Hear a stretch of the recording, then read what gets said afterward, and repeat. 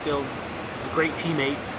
He's become an even better teammate. So I don't know how to really answer it because I wasn't really paying attention to it. I asked you last week about the locker room. I'm just wondering, when teams come out and do well in the third quarter, fans are like, "Oh, they made halftime adjustments, or they got their ass chewed out in the locker room." Why do you think you guys are better in the third quarter than you have been in the first half? Fick has yet to chew us out. Fick has yet to have a mother F speech where it's just like, okay, we gotta wake up. But it's more of accountability. You got Tanner walking around, hey, my bad. Braylon's like, we're gonna pick it up. Defense, talking to each other, communicating.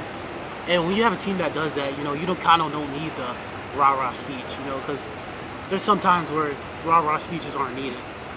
Sometimes rah-rah speeches are looked at, frowned upon.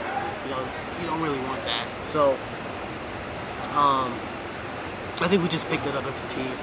Just stick together as a team, and we made it out. You guys had forced 3 takeaways in the first half and turned them into no points. I mean, you can only do your side of things, but is any part of you that's wondering kind of, is this going to get going, or what more do we have to do to put ourselves in position? Yeah. I'm on the punt team, so you don't want to have a million reps of punt. And these past few weeks, we didn't have as much reps as punt, and you just kind of realize like, oh man, I thought we were gonna get them on this, or that was a big turnover. Like we're good. Like maybe the first turnover, the offense, okay, whatever. But it's a little demoralizing at times. But those are your teammates, your brothers, and you just can't be disappointed at them. Jason said that you guys, it felt like the defense finally played your style of play, your brand of Wisconsin football in terms of the defensive side. How would you react to that statement? I don't know if I'll say that. We got high standards here. And to be honest, there's a lot of mistakes. There's a lot of meat left on the bone. So we're getting closer. It seems like we're saying this every week. Hopefully, one week I can tell you we're there. But let's be honest, we're probably never going to say we're there. But I think we're definitely getting closer, and we've made a big improvement this week. Is there any concern, again, saying like you guys are getting there, but you're not exactly there as conference play starts? Are there any concerns, or are you just kind of riding? I mean, I think we're better off this week than we were a week ago or 2 weeks ago. And let's be real, there's no perfect college football team right now. And the true test is when we get into conference play. Are we ready? Are we there yet? That's only answered when we play. Short week too. I mean, I know it's only a single day, but still preparing for that short week.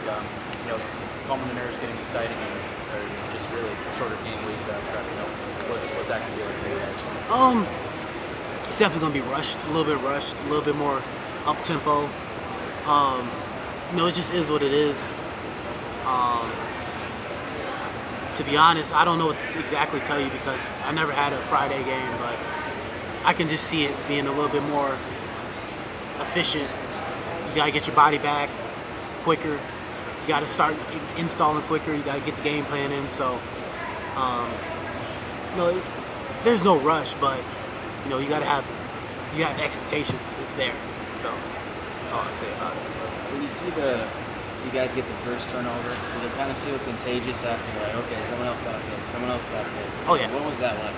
I mean, it's just like when we didn't have any turnovers the first 2 weeks. People say they come in bunches, but they do come in bunches. So we just got to find a way to improve on it and start making them more consistent. And then in the second half, you had the 3 turnovers, you forced the 3 turnovers. The offense goes out and scores each of the 3 times.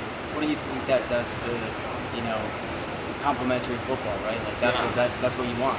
Yeah, that's the type of football every team wants to play.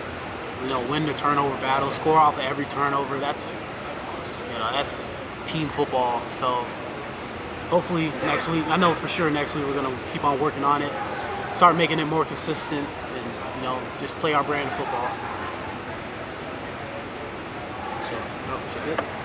A couple questions. So the big story with the defense is going to be the turnovers, and people, they think interceptions, they think of the secondary, they think of defensive backs. What effect does the front seven have on interceptions and turnovers? If you don't put any pressure on the quarterback, I mean, you don't put any pressure on the quarterback. He has all day to sit back out there. Then eventually, when he decides to throw it, he's probably gonna throw it away. But just when you rush the quarterback violently and constantly getting after him, constantly having sacks, pressures, the quarterback he's gonna have a short time to either throw it away or make a bad decision. But when you don't have pressure, or you're not stopping the run game, or you're giving a little cheap stuff where they can control the clock, control the game, that's where the front seven plays a role. Now, now that like obviously defense made a lot of huge plays, but early on, like the Georgia Southern, like they got a lot of big plays too. They snuck some on you guys. Was it mistakes? Was it miscommunication? What do you think? I think it's just not playing our technique to the best of our ability. Those things are gonna happen. I think nowadays in football, this day and age, like teams don't just run power counter. They don't run 22 personnel, 21 personnel as much, and they're taking shots. So you go from teams taking 5 shots a game to a team taking 15. Those plays are going to happen. But with that being said, it's just like some of those shouldn't have been completed. Some of those shouldn't have had those big plays, and the penalties and all that stuff. So, we'll get it fixed, but I think we're on the right track.